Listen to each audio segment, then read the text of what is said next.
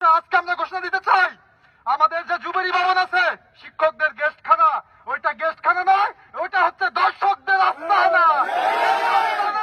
এই আস্তানা অতদিন পর্যন্ত বন্ধ থাকবে যতদিন পর্যন্ত এই দর্শকদের কোনো বিচার না হবে। আপনারা এত সম্মত আছেন তো? দর্শকদের অন্যতম আস্তানা হচ্ছে যুবলী ভবন। এতদিন এই 16 বছরে যত দর্শন কাণ্ড ঘটেছে সব ওই যুবলী ভবনেই ঘটেছে, ম্যাক্সিমাম যুবলী ভবনে ঘটেছে। এবং ওইখানে যারা শিক্ষকরা আছে তারা কিন্তু কখনোই প্রতিবাদ করে নাই, তারা কিন্তু কখনোই আমাদেরকে জানায়নি। বরং আমরা এটাও জেনেছি একজন শিক্ষক ওইখানে দর্শন করেছে, একজন তার বইয়ের কাছে ওই শিক্ষক ধরা গিয়েছে, বিসি পোক্টল তারপরে ছাত্র মিনিস্টার পুলিশ গিয়ে ওই স্যারকে ছাড়িয়ে আনছে।